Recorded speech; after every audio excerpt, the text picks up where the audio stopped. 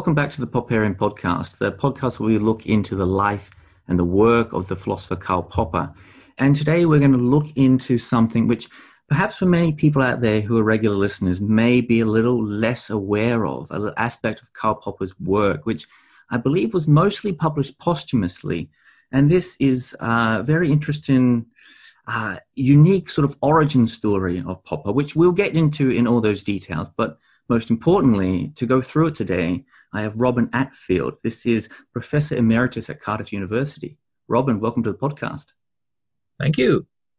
So how did you get involved with the work of Karl Popper? How did you find it? So we will introduce a lot of your books and your research at the very end of the podcast, but you have such a long history of publications and such a long history of research within philosophy as well as working with it. So how was it that you came about the work of Karl Popper?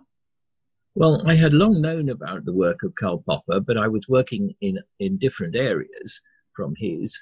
And so it so happened that just before 2000, just before the turn of the millennium, I decided to offer a course on ancient philosophy, which I had studied 40 or 50 years earlier at Oxford. And when I was looking up the books in the library, I found to my surprise and delight, actually, that Karl Popper had taken an interest in the pre-Socratic philosophers and had published a book, well, actually, it was a posthumous book, called The World of Parmenides. And so I took to reading that, and there is a chapter in it about Xenophanes called The Unknown Xenophanes, which we will be turning to in a moment.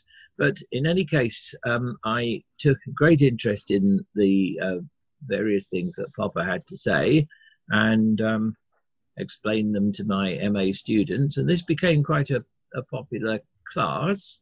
And by that means, I discovered how Popper himself, at a very much earlier age, had been really quite excited by the pre-Socratics and had spent his, it was a sort of secondary pursuit of his, across his life, trying to solve various puzzles that he found in connection with, well, in particular, Xenophanes and Parmenides, who were philosophers from before the time of Socrates. So before we launch into all the details here, we should start with a brief look at just what Karl Popper is, I suppose, seeing a pre-echo of in the works of those ancient Greek philosophers. So I might get to start just by letting us know, and many people listening will already have a very clear understanding of this, just what Karl Popper's critical rationalism was and his method of conjectures and refutations, because we're going to be talking a lot about this in smaller detail as we begin to see Popper trying to piece together an origin story of sorts back to those ancient philosophers.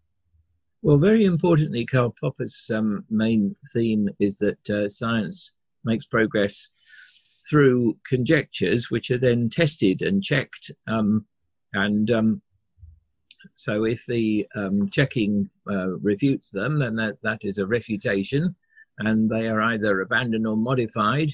And we hope a better conjecture is put forward, and that in turn is tested. And that is how progress is made. So this is called the method of conjectures and refutations. And one of Popper's books actually is entitled Conjectures and Refutations. However, it turns out that in conjunction with propounding and exhibiting that method, and Popper was highly skilled as a historian of physics and modern science in general. Alongside that, he actually traced the origins of his own method to various pre-Socratic philosophers who also were critical of their predecessors and who also understood the best that humans could do by way of knowledge as conjectures. And this is actually what took him to Xenophanes, who actually says that even if we hit on the truth, we shan't know it, because at best we will be taking part in conjectures. So I don't know. Does that summarize for your audience enough, or would you like to add to that? I think it's pretty close. Of course, I'm going to link your work below, but most people listening will have a very clear picture of that. I think perhaps a few first-time listeners will not, but it is a central core of Popper's philosophy that people can find very easily. And I think as we go through the work of Xenophanes, we will see more of it work its way out in detail. So, who was Xenophanes? This is an ancient Greek philosopher, of course. So, yeah, take us back there. Who was he?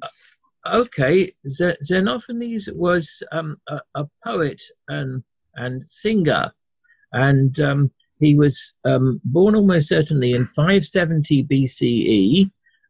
In a city which at that time was independent, and it was a Greek city on the coast of Asia Minor called Colophon. I think actually printers use the word colophon as a technical term in our day. His life was disrupted when the Persians invaded, and that part of the Greek world was called Ionia, and the people of Ionia had to either accept subjugation by the Persians or get out and move.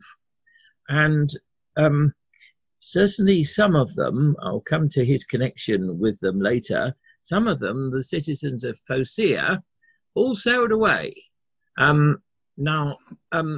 Because they had been seafarers for some time, they had links with the Western Mediterranean, and they had actually founded what became the city of Marseille, which was then Massilia. And a part of the population of Phocea travelled to first Corsica and then the Italian coast south of Naples, and founded a city called Elea. And there were other movements of other Ionian Greeks. But as we shall see in due course, Xenophanes, who travelled to all those places in any case as a wandering minstrel, Karl Popper thinks that he did travel with the Phocians, and Karl Popper thinks that is how he came to get to Italy. He certainly did get to Italy, and he died eventually at the new city of Elea, the one just south of Naples, at an age in his 90s. He was at least 92. He may have died at 92, or he may have died slightly later. So he travelled to and fro, and he probably earned his living as an entertainer, as a sort of fireside minstrel, entertaining people at dinner.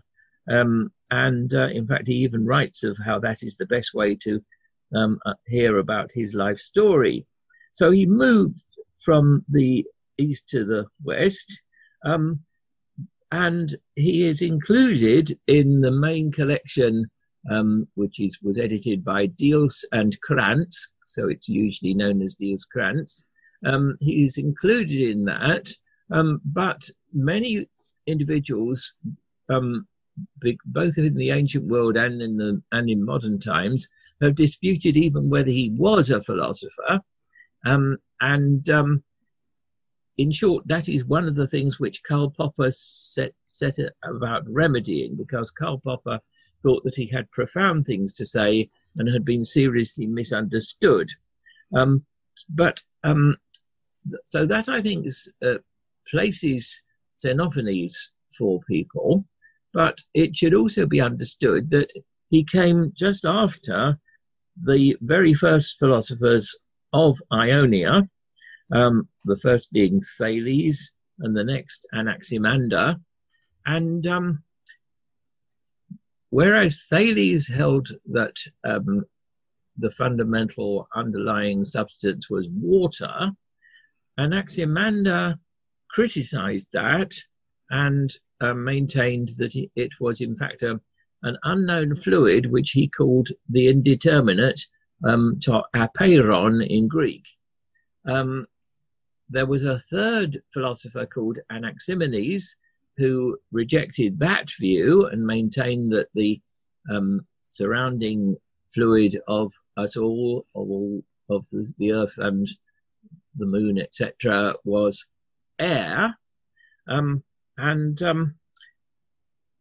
One of the things which we find as a fragment of Xenophanes, because his work survives in fragments that other people quoted, is a passage in which he apparently rejects what Anaximenes said, the view that the key substance is air, and seems instead to have sided with Anaximander. That is, at least if we accept Popper's interpretation and translation of this passage. So I wonder if I should go on to explain this passage, because this is really the basis of the vilification of Xenophanes, which went on in the ancient world, and it's the sole basis of that, because otherwise the things that he says seem very much worth considering. So should I go on and try to explain that passage? Yeah, please do. Well, it's only a 2-line passage, but here is Popper's translation of it. And by the way, here I entirely go along with Popper in his interpretation and translation. So these 2 lines run like this. At our feet, we can see how the earth, with her uppermost limit, borders on air. With her lowest, she reaches down to apeiron. Now that's all that's all the passage is.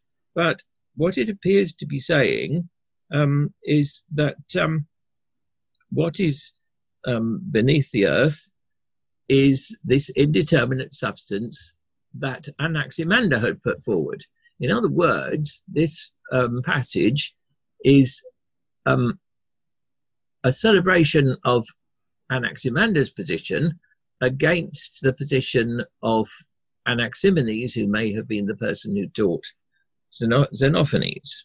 Now, in the ancient world, the last bit of that was misconstrued, first by Empedocles and later by Aristotle, as suggesting that the earth reaches down not to the apeiron, but to infinity. And the ancients were well aware that if you maintain that the earth was infinite in extent, then that really ruined any attempts at astronomy and any understanding of the heavens, and, for example, meant that the sun could not get from where it was at nightfall to where it was at sunrise. So this was regarded as ridiculous rubbish by first Empedocles and later Aristotle and most of the people in the ancient world, but not quite all. This is understood by Popper as a complete misunderstanding, because people were misunderstanding the phrase to apeiron, which is, in his interpretation, to the indeterminate. They were misunderstanding it as stretches down to infinity. But there were people in the ancient world who took the view that Xenophanes was not guilty of this rather stupid view about the earth being infinite downwards. They included the physician Galen and the commentator Simplicius, and their comparative praise of Xenophanes was something which Popper was taking up. And Popper seems to me to be right about this. He's talking about the upper and the lower. Xenophanes is talking about the upper and the lower limits of the earth. On the upper limit there is air, but on the lower limit there is the fluid called apeiron that Anaximander had put forward. Now, Popper was by no means supporting this view of the cosmos, but what he was adhering to. What he was praising was the way that Xenophanes was able to criticize Anaximenes, the one who held that the surrounding fluid is air, and actually support the much more creditable earlier hypothesis of Anaximander. So he was sifting conjectures and coming down rationally in favor of the one which had greater cogency. So if Popper was right about this, then Xenophanes has been traduced and vilified unnecessarily and inappropriately, and was, as a matter of fact, taking part in a tradition, and I should say a word about that tradition in his view in a moment. He was taking part in the tradition of Ionian philosophers who put forward cosmological views, but criticized each of them their own predecessor. So that, in a way, gets us started. And to say anything of interest about Xenophanes, what Popper first had to do was to clear away the vilification of Xenophanes so as to win acceptability for other positions that he presents in other fragments. But I think maybe I should at this stage take up the way in which Popper claims that this Ionian community, this self-critical community, showed the way forward eventually for science, and that the only way to make progress is to be able to criticize the tradition you're in. And he contrasts the tradition of the Pythagoreans, where you had to be orthodox and to toe the party line, with this tradition in which apparently each of the philosophers encouraged their successor to criticize themselves. So Thales seems quite possibly to have encouraged Anaximander to be critical, and he must have encouraged Anaximenes to be critical, and Xenophanes is being critical of Anaximenes and reverting to the stance of Anaximander. And this tradition is a tradition of what Popper regards as the first Enlightenment, the Ionian Enlightenment, which was current already in the 6th century BC. So I'll pause for a bit hoping I've answered whatever you last asked me. As you're saying that, it sounds incredibly Popperian, that tradition of criticism there that seems to run through this. And as I was going to say, this sounds a lot like an Enlightenment itself, just an ancient Greek Enlightenment. I'm going to pause just briefly before we get into that tradition itself and to how Popper sees Xenophanes as bringing out that idea of progress in science and knowledge, and just touch just ever so briefly on perhaps some of the other trenches that Xenophanes found himself in. So you've touched on the one there about Aristotle and this misinterpretation of the two lines of his, but you mentioned a few other reasons in which Xenophanes' character needs a little bit of rehabilitation, and Popper seems to be the person that is doing it here. And you talk about Heraclides, and Heraclides is one of these people that seems to dismiss Xenophanes, and I'm going to quote you here, as a prominent know-all. And not just that though, but also, and you mentioned briefly here earlier that he was a performer, a poet, and a minstrel. And this is it seems to be another reason people dismiss him as not a philosopher at all, just a poet. And I should, as a last part of this, is here to touch on the way he writes. He doesn't write in ordinary prose. There's a hexameters. I should get you to explain what hexameters are. But again, this seems to be a way that people seem to discount his work. That's right. Well, hexameters were the verse form in which Homer, the great poems of Homer, the Iliad and the Odyssey, are written, and was also used by the poet Hesiod, well before the time of Xenophanes, as a method for teaching about farming. So this was the standard rhythm of the Greeks when they wanted to say something important. So Xenophanes in turn wrote in hexameters, but this is not a reason and cannot be a good reason for regarding him as not a philosopher. And as a matter of fact, two of his successors also wrote in verse and in hexameters. That is to say, Parmenides, who was probably a pupil of his at Elea to begin with, and we need to return to Parmenides later in a moment, and also Empedocles, who I mentioned as a critic of Xenophanes.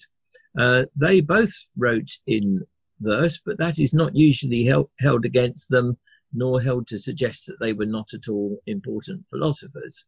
Parmenides, in fact, is widely held to have been the sort of turning point within early Greek philosophy, and held some very influential ideas, but also left some problems, as I hope to mention in a moment. So, but it is true to say, as you remarked there, that Heraclitus, who was a poet from sorry, I beg your pardon, but Heraclitus, who was a philosopher living at Ephesus in the period, well, probably he was probably a younger contemporary of Xenophanes, criticized Xenophanes alongside Hesiod and several others as being know-alls who turned out not to know anything much. But what this does is not significantly to damage the reputation of Xenophanes, because Heraclitus seems to have thrown around accusations at just about anyone. But it rather shows that he was important enough to be bracketed together with Hesiod and the historiographer Hecataeus, already in either in his own lifetime or shortly afterwards, and just shows that he was a significant figure. So we should not dismiss Xenophanes simply because he wrote in verse or in hexameters, and he was actually able to say some quite significant things in hexameters, including, and that this would get us back to where we were, praise of progress. So there is a particular couplet of his in which he puts it like this: the gods did not show the full truth to human beings from the start, but they, by seeking or by investigation, were able to discover better. Now this actually seems to suggest that the gods actually intended human beings to take trouble and discover things, and that the human beings were able to succeed. So it's actually a fairly rare defense of intellectual progress in the ancient world. In the ancient world, there wasn't much emphasis on progress. Only 2 or 3 ancient writers adhered to it. Lucretius was a later one, but one of them was in fact Xenophanes, and he managed to put it all into a couplet of hexameters. Well, let's drill into that progress then before we get into the epistemology, because I found this part really interesting as well. And I might quote briefly here. I think people might understand it. So this is Popper's translation. The Ethiops say that their gods are flat-nosed and black, while the Thracians say that theirs have blue eyes and red hair. Yet if cattle or horses or lions had hands and could draw and could sculpt like men, then the horses would draw their gods. Like horses, like cattle, like cattle, and each would then shape bodies of gods in the likeness, each of its own kind. And this, for Popper, of course, is a very interesting moment that builds towards his epistemology and his progress, because it's an attack and a breakdown of anthropomorphism, but it's also a wonderful way to separate the gulf between truth and opinion in some ways. And I might get a touch on what Xenophanes was getting at there and just why Popper found it so important. Great. Well, here we have possibly the first contribution to philosophy of religion in Western intellectual history. And also we have this quite subtle mention of how people tend to take a parochial view, and so they make the gods to be like themselves, and that's just what the different animals would do if they had the opportunity to write or draw. And Popper regards this as a further instance of a critical outlook, but doesn't accept the view that Xenophanes was a relativist, because if he were a relativist, he wouldn't accept belief in there being tangible, substantial progress, as he does in the other passage that I was mentioning just now. So it involves standing back from the perspective of one's own people and taking a sort of cosmopolitan perspective without being a relativist. And so this shows some of the far-reaching interest of Xenophanes, reflecting, of course, the fact that he himself travelled far and wide. I don't think he went as far as Ethiopia, but he knew about Africa because there was much trade with Egypt going on at the time. And he probably did know about the Thracians. The Thracians lived in the area of modern Bulgaria and the part of Greece to the south of it. So he probably travelled around those places, but he was able to express these views to the Greeks of both probably mainland Greece and also Italy and Sicily. What I should explain to people not aware of this is that from 700 BC onwards, many Greeks had actually colonized distant places in the Mediterranean.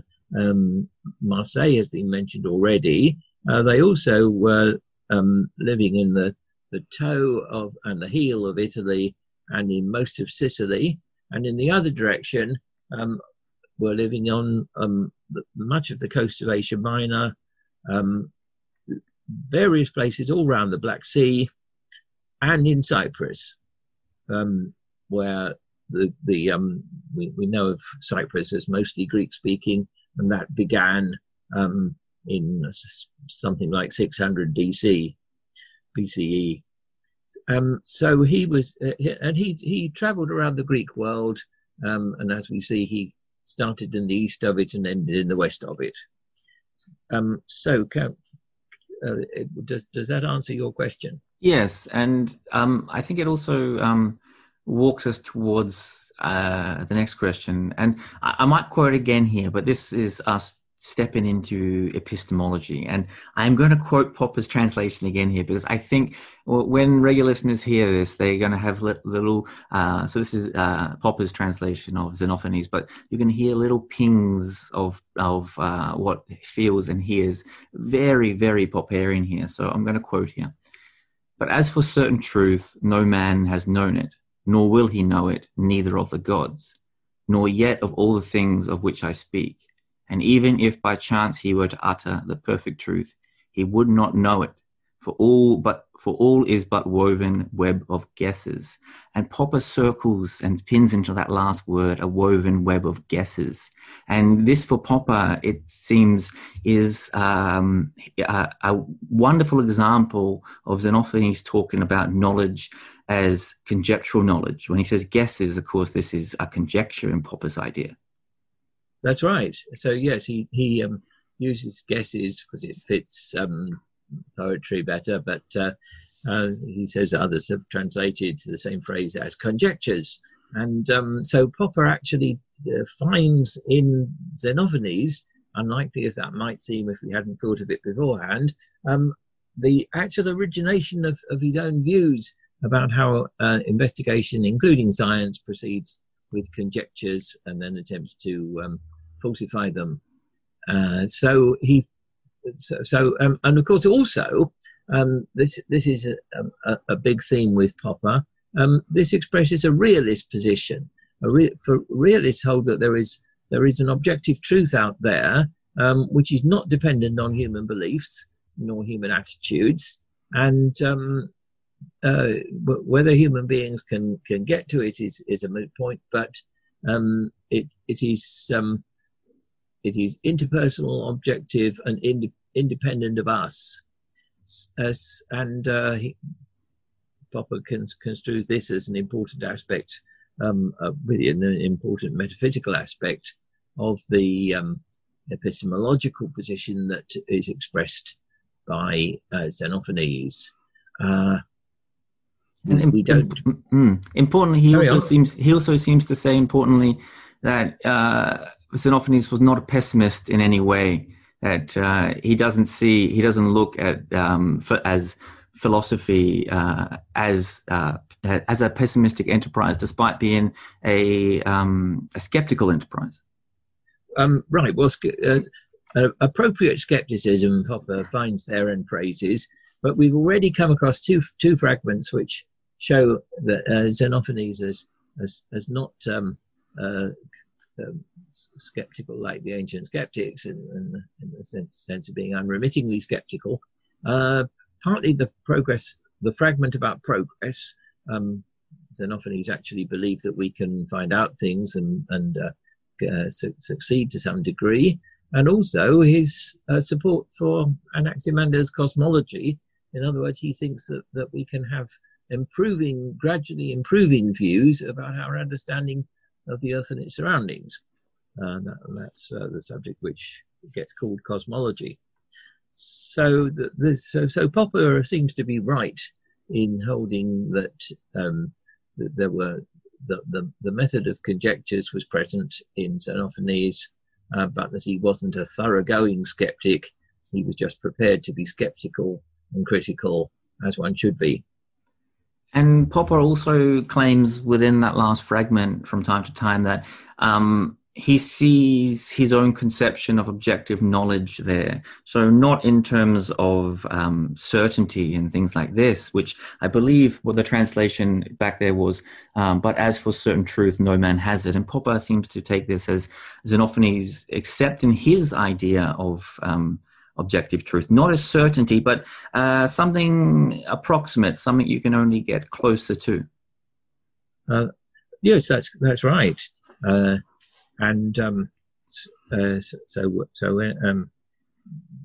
By contrast, Parmenides did think that we can have certain knowledge, and as I may have a chance to explain later, but here Popper was definitely with Xenophanes.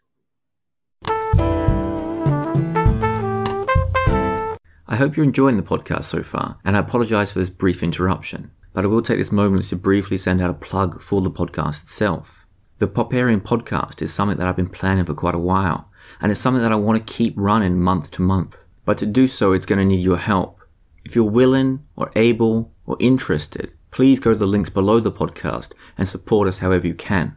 It will be your help as listeners that keeps the podcast going and keeps the content coming out, and I thank you in advance. And with that said, we will now return to the second half of the interview. Thanks for listening. So Popper makes this list of 8 claims that he finds throughout Xenophanes' language there.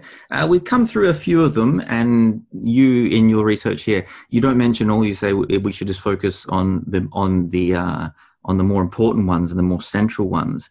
And we have done some of that to a degree there. And perhaps we should step into the next question. And it's a question you plant firmly within your research itself. And it says, was Xenophanes a Popperian here? So Popper is seeing all these things within the language of Xenophanes, but it's a much broader question there. So I might get to begin to touch on that, and I think there's a lot of detail is going to come out from there. Right. Well, it seemed to me a good idea in the critical spirit of that Popper supported to ask whether Xenophanes would comprehensively sympathise with Popper's approach or not, because Xenophanes seems to be in support of certainly of a rational and a critical approach, but he need not go along altogether with Popper. And there is one particular fragment of his which cast doubt on whether he was a card-carrying Popperian or not. And this fragment says something like this: if the gods had not invented yellow honey, mankind would have thought, humankind would have thought figs are sweeter. Now, as Popper says, this meant sweeter than they actually now think they are, not sweeter than honey. But anyway, what is being appealed to is the importance of experience and observation, because people once they come across honey notice that it's very much sweeter than fruits such as figs. But this does seem to be an appeal to experience as a way of revising beliefs, and Popper calls this critical empiricism. Empiricism being the method that is based on experience and observation, but it strikes me as itself Xenophanes taking the view that actually we can have positive evidence from experience in favour of some conjectures of ours.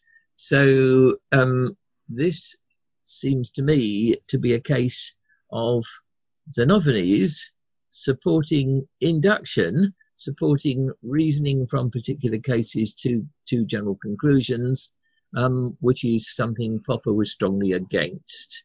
And this qualifies, I think, the extent to which Popper can claim that Xenophanes was simply a believer in the method of conjectures and refutations. So we have this other approach in philosophy of science, originating with Francis Bacon and developed by John Stuart Mill, in which we learn things by sifting experience, testing out generalizations based on experience, and in which our experience counts as positive evidence for findings, which is not part of Popper's view. As far as I can see, in this fragment, Xenophanes was actually anticipating support for that approach rather than for the standard approach of Popper. Does Popper mention this at all, or deal with this particular challenge? Yes, he does. Popper mentions it. He then puts in a phrase saying that this exhibits what he calls critical empiricism, and then he appears to forget about that, or soft pedals it, as I put in my article, and returns to Xenophanes as almost a prototype Popperian. But I think this itself suggests something different. So that I can imagine that there would be counter arguments to that from Popperians, but anyway, that's my own view. So there's a phrase here where you write that I'm going to have to paraphrase here, that perhaps Xenophanes inspired Popper to be a Popperian. So we should take that as in some ways true. We shouldn't doubt Popper at his word here. But is it your reading here that Popper is taken more inspiration from Xenophanes rather than finding pure Popperianism within Xenophanes? Yes, I think he is. He certainly is taking inspiration from Xenophanes, but I don't think he could, if he was taking all the surviving evidence of Xenophanes together, that he could get nothing but the method of conjectures and refutations from it. Let's step into another interesting question, and this one is really quite interesting as well. This is from your research as well, and I'm going to quote the question of this particular segment of your article. It says, "Is Popper's study of Xenophanes strictly Popperian?" So now we're getting into how Popper looked at this, and whether Popper himself was being particularly Popperian with this study. So there is a lot in this particular section, so I might get to open up wherever you feel comfortable, and we can begin to drill into this fascinating question. Well, right. I should explain to people that, that there was a historian called Herodotus who chronicled the Persian Wars, but much else besides, and he was very, very prone to digress and to tell people interesting things about all the peoples from around the Mediterranean or from the Persian Empire or from Egypt, etc. And one of the things that Herodotus does is to explain what I began to tell of much earlier, which is how the Phocaeans travelled first to Corsica and then to the Italian coast. Now, Herodotus does this in a long rambling sentence, and Popper discusses this because Popper is arguing for the interesting view that Herodotus had a source, and that this source was nothing other than a poem of Xenophanes about the founding of Elea. And we have other evidence that to the effect that there was such a poem. Now, Popper finds Herodotus' style peculiar at this point because there is a very long and awkward sentence which takes him way away from his main theme. So Popper partly reasons from his style. He also reasons that Herodotus would have wanted a source, and that the events being about 100 years before Herodotus was writing were too far back for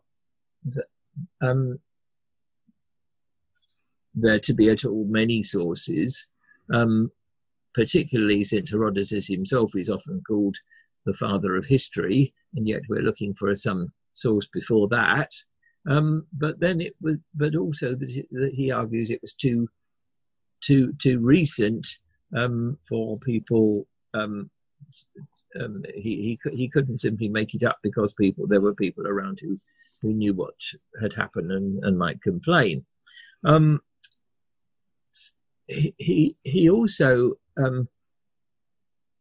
reasons that as we know that Xenophanes may have been one of the participants in this party of the Phocaeans, and he reasons to that partly from the phrasing that Herodotus uses, and that he talks about those who were in Elalia already before this new group of Phocaeans got there, and he says this is written as if from the point of view of one of the later comers and not from the point of view of one of those who was already there.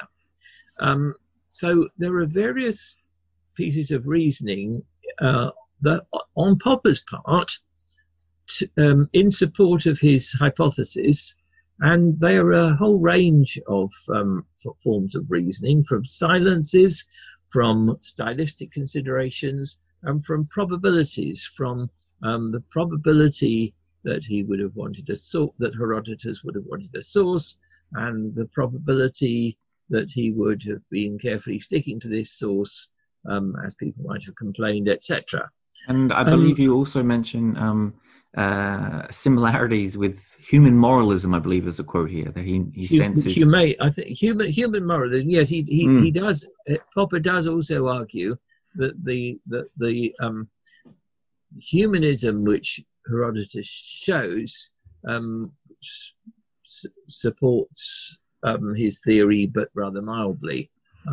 I don't rest very much support on that one, but that is another strand of Popper's reasoning. Now, these all these approaches of Popper's are quite proper methods in the humanities, but they do seem very frequently to be either appeals to evidence, to positive evidence, to positive experience in support of a hypothesis, or in some cases, and that's called induction, or in some cases to appeal to the best conclusion from the evidence that we have, and that is called abduction. And Popper seems to be using those forms of approach as well as conjectures which are then put up for testing and either falsified or not. So it seems to me that actually in his own method, Popper uses this mix or blend of methods which are almost inevitably used in the humanities in arguing particularly about areas of which we know relatively little. So what I actually conclude at this point is that when you look at Popper's own method, he seems to be reasoning not in the manner of conjectures and refutations only, but to some degree, though he would say perish the thought, that he was arguing using an inductive method and what would be slightly more acceptable to him, an abductive method. And so this strikes me as an argument from Popper's own practice to whether he was himself a consistent exponent of Popperianism. Now, somebody might say, well, what is important here is the difference between doing science and doing history. But actually, Popper does apply the method of conjectures and refutations to both, not quite in the same way, because he holds that you're not doing science at all unless you're following the method of hypothesis and falsification, whereas he doesn't quite say that about history, but he does hold that the method of conjectures and refutations applies to both those spheres. So to that extent, it seems to me that Popper was not being, strictly speaking, a Popperian. Now, this would be challenged, and indeed it was challenged in correspondence between me and the editor of the book, The World of Parmenides, who is Arne Petersen.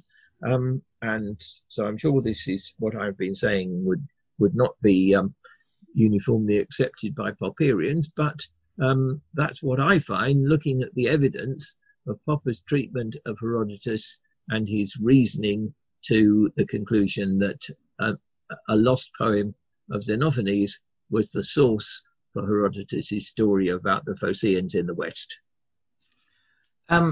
We should introduce at some point here Parmenides, and of course you've done a whole range of research on Parmenides as well. We're not going to have time to get into all of it as well, but again, Popper digs into the work of Parmenides, and of course this is interesting historical question of I believe whether Parmenides was a student of Xenophanes, and we can get into all that as well. But Popper seems to again split Parmenides' philosophy in certain ways, and again sees a pre-echo of himself.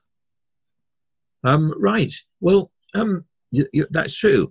Now, Parmenides, who, as I said, wrote in Hexameters, does seem to have presented two different philosophies, both as a revelation from a goddess. And in one of them, the conclusion is that the universe is static and homogeneous and unchanging, and there is no such thing as change. In the other, the goddess tells people that this is being said to them because it's so that they will not be beguiled by human sentiments. But these human sentiments include extremely important apparent discoveries that Parmenides seems to have made himself. One is that the moon is a globe, and that moonlight is reflected light and at that the light of the sun. And there is a fragment of Parmenides saying that the moon is always facing the sun, and that accordingly we seeing it from an angle see the phases of the moon as a result of that. So there were other discoveries.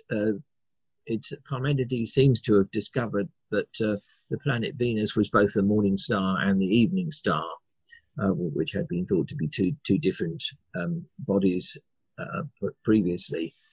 So there is a puzzle at how Parmenides can manage to have adhered to two philosophies, and also why the one which is supposed to be illusory, the one involving all that material about the moon and Venus and so on, is included at all. And Parmenides seems to have striven from the time that he came across these issues when he was in his teens. He was about 18 when he came across this, right up to the end of his life, and tried to explain how Parmenides put this forward.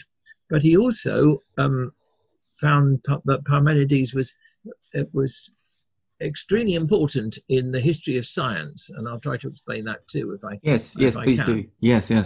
So one of the types of reasoning and reconstruction that Popper went in for was to hold that, first of all, he was influenced by Xenophanes to be skeptical about some of his own discoveries, so he and of course they themselves involve some skepticism about ordinary experience, because ordinary experience suggests that the moon keeps changing shape from a crescent to a globe and back, a crescent to a circle and back, but also that he became increasingly skeptical about all his various astronomical beliefs and findings. He also believes that Heraclitus had an influence on Parmenides. Heraclitus was perplexed by the problem of change, and seems to have concluded that everything was change. Parmenides was very far from that, but he had to find a solution to the same problems. And his solution eventually was that change is all illusory and is utterly impossible. Now, what Popper goes on to say is this. Parmenides' position seems quite impossible and contrary to all manner of common sense and ordinary reasoning, and indeed even with our ability to live life. But it was fruitful because the atomists, such as Democritus, who came afterwards, criticized one of his assumptions, or rather one of Parmenides' conclusions, the conclusions that nothingness is impossible, and they criticized it because Parmenides predicts that there is no change and no motion, but, said the atomists, there obviously is. So let's criticize the assumption that leads to that. That is that there is no nothingness, and so we'll have to reject that, they said. So we have to hold that there is a vacuum, and then that substance has gaps in it, and that is how they became atomists. They held that there were particles with gaps between them, and that was major progress. And so in that way, the history of science was furthered through the very rationalist stance that Parmenides took up in his main position. So Parmenides, according to Popper, seriously contributed to the history of science through his search for what Popper calls invariance, but which led to a reaction to it in which progress was made. And Popper has a long essay called Beyond the Search for Invariance, in which he traces the ongoing influence of Parmenides through subsequent physics right up to the present, and finds that the contribution of Parmenides did not stop in the ancient world, but comes into the modern world. Interestingly, he also mentions the physicist Schrödinger as someone who presents a similar problem to Parmenides, because Schrödinger held presented various equations which were based on processes happening across time. But Schrödinger also happened to agree with Schopenhauer that time was illusory, and therefore, like Parmenides, adhered to two philosophers at the same time. That's just a snippet which shows how Popper was illustrating the influence and parallels with Parmenides in the sphere of modern physics. There's a brief but wonderful history there of the philosophy and the contribution. And again, I'm going to link below the article so people can go read for themselves. I'm going to have to finish off on a couple of really interesting questions. And one of these is a first one for yourself about how personally do you find Popper's theories about Xenophanes and Parmenides? How persuasive do you find them? We've no doubt given some hints already as to how you passed Popper's philosophy here, but as one of the last questions here, I might get to just open that up for us. So, how persuasive do you feel Popper is being in his accounts here? Well, Popper is a major figure of philosophy of science, and I think his resuscitation of the reputation of Xenophanes is entirely successful. Together with his restoration of interest in the ideas and impact of Xenophanes. I also think that Popper overgeneralizes when he finds something like his own method already fully implicit in Xenophanes, because Xenophanes was a bit more Catholic than that, and possibly that's what we should be as well. As for Parmenides, I think that quite largely Popper's reconstruction of Parmenides holds together, but that there are various moves in it which we should be careful of. For example, if we move from saying that people's beliefs in the phases of the moon are an illusion, and try to reason from that to all observations being illusions, we undermine the initial observation as well as the conclusion. So there are various ways of putting it, some of which Popper went in for, that I think we should be careful of. Nevertheless, I think he's right in holding that the general skepticism which Parmenides went in for, which led to his rationalism, his belief that it's only through concepts that we can achieve truth. That I think goes quite well, and it is possible that Parmenides reasoned in that sort of way. Also, I think his treatment of how the atomists, in effect, were producing a falsification of the main findings of Parmenides. I think that's brilliant, and I think it's from him that later people, such as the man who taught me, who was called William Owen, derived the view that Parmenides is the kind of central figure in early Greek philosophy, and that later people, such as Empedocles and such as Anaxagoras and such as the atomists, were all trying to find ways of coping with Parmenides' views, which all the same clashed with observable reality. So I think Popper's contribution to ancient philosophy is a major one, without being completely flawless in all respects. And but he did take this very seriously, and I think he agonized over it. And towards the end of his life, he apparently agreed to Peterson editing his works, particularly after, and as I mentioned this in an article of mine about Popper and Parmenides, when his his various essays, which were all in one yellow folder, were nearly lost when they were stolen by a squirrel. But the squirrel fortunately dropped them, and they were rescued, I think, by Lady Popper at the foot of a tree that the squirrel had climbed. And after this, it was easier to persuade Popper that somebody else should take over the job of editing these works, which is how we come to have the book, The World of Parmenides, published posthumously in what, 1998? 1998.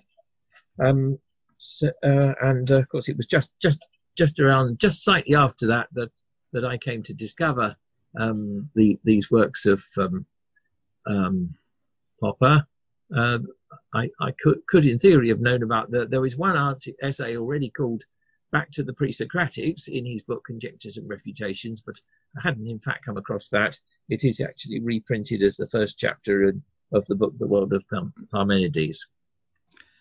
There is a wonderful, I believe it's a conjecture of your own at the very end of your article about Popper and Xenophanes. And I'm going to introduce it here because I found it very interesting. And you begin to talk about Popper and Xenophanes and the movement, that migration around Greece and the history and how he pulls it all together. And at one point you say, and this is, I believe this is Popper, he goes on to say that this is how Western science and philosophy originated in the Greek colonies in Asia Minor. And he has a quote, and he says, "I need hardly say that I consider it a most fortunate unintended consequence of the tragic events." And he goes on to say that this horrible tragedy in the world brought all these intellectuals together and did this. And it was horrible, of course, but it had an outcome, an intellectual outcome, which was largely positive. And you go on to have this wonderful conjecture where you say Popper was in a good position to emphasize this himself being a refugee. So I might get to end on that question of how Popper not just had sympathy and understanding for this, but he himself was part of just a very similar type of intellectual tradition where he was one of those intellectuals around the world who was drawn together during the Second World War and just afterwards. And again, perhaps, and another quote here, this is Popperian, of course, a most unfortunate unintended consequence of those events.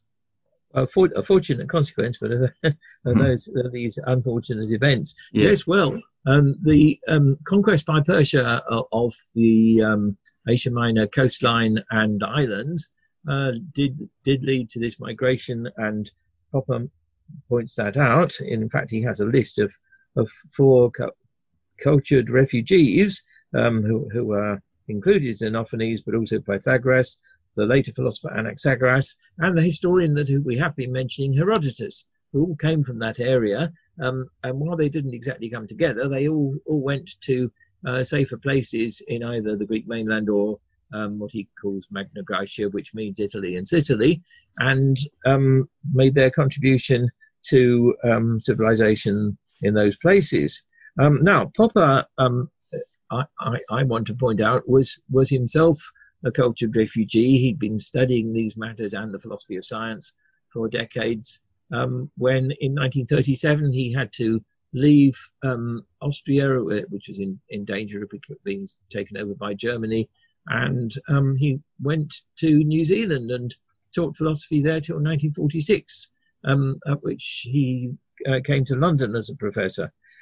So he was himself one of them, and this helps explain his sympathies. But on the other hand, he doesn't stress how he himself was a refugee, but he does to some extent draw this to the attention of readers by mentioning from time to time in his essays his friend Sir Ernst Gombrich, and also that other refugee for whose views he had very little sympathy, Sigmund Freud. And one for whom he has a very much greater sympathy, that is Albert Einstein, who also, of course, had to move away from the German area to New York, where he played a significant role in history in the 1930s and 40s. So I have this appendix on cultured refugees, and end up trying to envisage which cultured refugees Popper could have mentioned if he'd been focusing on that particular subject for the modern period and not just for the ancient period. And for instance, among philosophers, I mentioned how cultured refugees who had to resort to the West from the Nazi area included Stefan Kerner and Ernest Gellner, and of course Ludwig Wittgenstein as well. And I list a whole lot of others, including Niklaus Pevsner, who contributed to other spheres of the humanities, having had to be refugees. So there is an interesting theme about how some good things come out of bad developments, and of course the tragedy that drove Popper and others to become refugees was even more far-reaching and terrible, including the Holocaust as it did, than the conquest of the Ionian Greeks by the Persians, even though that had quite far-reaching consequences too. And of course, this is what Herodotus was writing his book about, and the Persians very nearly conquered the Greeks of Athens, etc. In fact, they occupied Athens at one point, but were repelled successfully. So this seems to me to be one theme of Popper which could be developed, and maybe somebody will write up the history of cultured refugees as a subject in itself sometime. And also a wonderful note to end the podcast on. So the particular articles that I used as research for this, and we've been talking about today, one is called Popper and Xenophanes, and the other one is called Popper's Parmenides. Parmenides. Parmenides, yeah. Popper's Parmenides.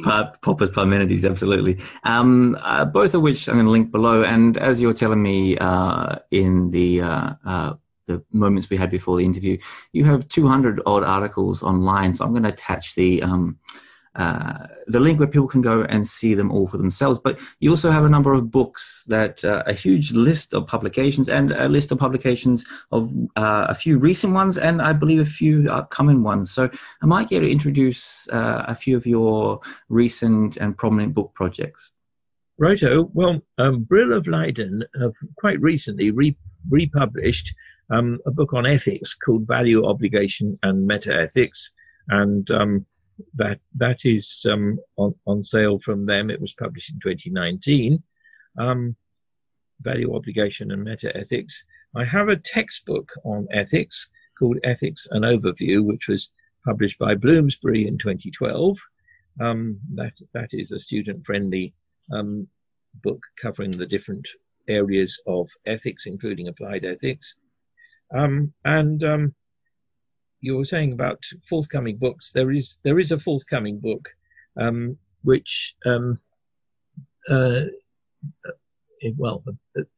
one small way, like Popper, I'm moving from philosophy to history. This is a history of environmental thought. It's called Environmental Thought: A Short History, and that is forthcoming next month in March for the British edition. So it will be published by Polity Press in March 2021, and in the United States by Polity Press in May 2021. And that is a book which surveys environmental thought from the ancient world to the present, but with particular focus on Darwin and his contemporaries, and Darwin and subsequent thought, such as the science of ecology. So that's a brief account of a few of my books, but these and various other articles, which are mostly not about ancient Greek philosophy, but about subjects like ethics and philosophy of religion, these can all be found on ResearchGate, and the articles in full and the books in samples, and the the details of the rest, I think, can probably be found by Googling my name. So if you Google Robin Attfield, you'll be able to find what the other books are and who published them. And I will also do my best to link as many of those key links below. So for people who are interested in not just those books, but also the articles and the broader academic profile where you can see all of Robin's work, I will link as much of it below the podcast as I possibly can. On that, Robin Attfield, thanks for joining us on the podcast. It's been an absolute pleasure. Thank you very much indeed.